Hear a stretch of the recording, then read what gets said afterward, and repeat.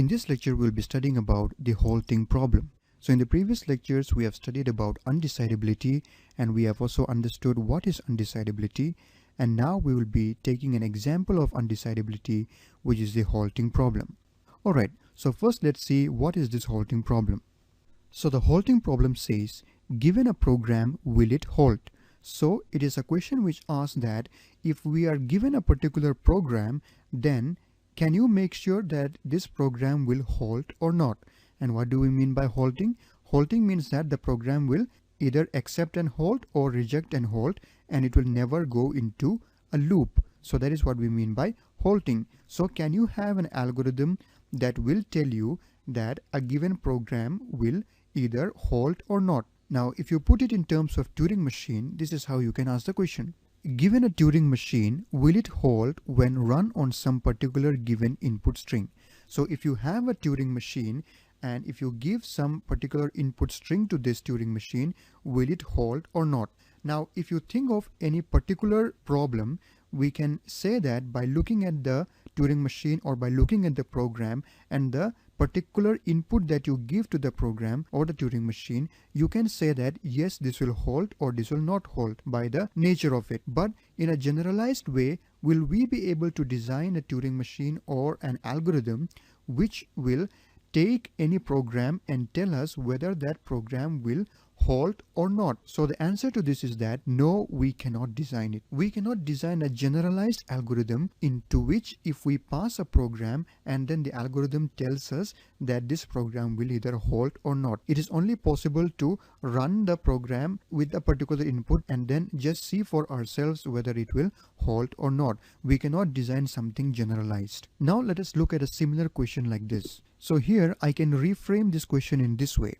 Given some programs written in some language, let's say Java, C, etc., will it ever get into an infinite loop or will it always terminate?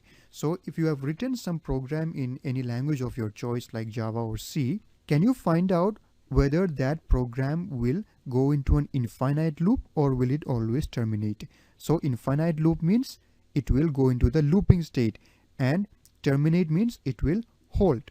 So can you design a program like this? So can you develop an algorithm which will find out whether a given program will ever get into an infinite loop or it will always terminate?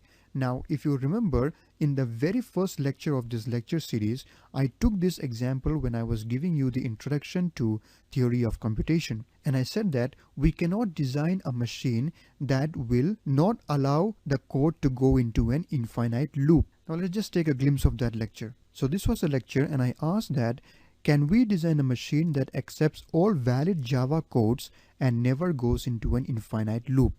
So it is of course possible to design a machine that will accept all valid Java codes, but when we include another condition, and that is the program should never go into an infinite loop, I said that it is not possible to design this kind of a machine. And there were many of you asking why this is not possible. So I got many comments in the comment section of that lecture where many of you asked questions like, why can't we design a machine that can't reject infinite loops?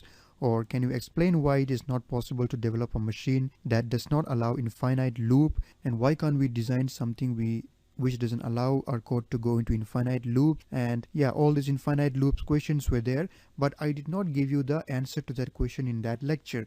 And that is because in order to understand this, we need to know about undecidability and we also need to know about how Turing machines work. So now as we have already covered the topic of Turing machines, and now as we know about Turing machines, and also now as we are studying about undecidability and we have the idea of undecidability, we are in a position to answer this question. We will now see why can't we design a machine that accepts all valid Java code and never goes into an infinite loop. This second portion is the important one. So let us go back to our halting problem. So as I already told you, this is an undecidable problem. The halting problem is an undecidable problem because we cannot have an algorithm which will tell us whether a given program will always halt or not in a generalized way. So the question that we had in the first lecture about designing a machine which will accept all valid Java codes and never go into an infinite loop is actually the halting problem. Now let us see some answers to these questions. So the answer is, in general we can't always know. The best we can do is run the program and see whether it holds. For many programs we can see that it will always hold or sometimes loop.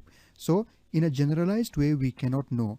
We can look at some particular programs as it is shown here, and we can look at the program and we can run the program and see that it is not going into an infinite loop or it is going into an infinite loop. So the only thing or the best thing that we can do is to run the program and see whether it holds or not. But this is not a conclusion. This is just a testing, and we cannot come to a conclusion by this.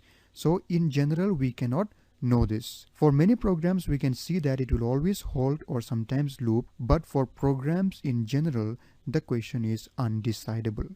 So we see that this halting problem is undecidable. Now if it is undecidable, that means there is no Turing machine that can be designed to solve this problem. We have already seen that in the topic of undecidability when we studied that topic. Now from the Church-Turing thesis, we have already studied that anything that is computable or anything that has an algorithm can be designed using a Turing machine. Now if you think of that in the reverse way, we can say that if there is a Turing machine for a particular task, then that will have an algorithm or that is computable. So here we said that the halting problem is undecidable. So if it is undecidable means there is no Turing machine which can design this, and if there is no Turing machine which can design this, from the Church-Turing thesis we can say that this problem cannot have an algorithm. That means we cannot design or develop an algorithm which will solve this problem. And what was our problem? Our problem was, if you are given a program in general, can you find out that that program will always hold in every conditions that it has? So this is an undecidable problem. Alright, so that was about the halting problem, and in the next lecture we will try to see in more detail about the undecidability of the halting problem. So I hope this was clear to you. Thank you for watching and see you in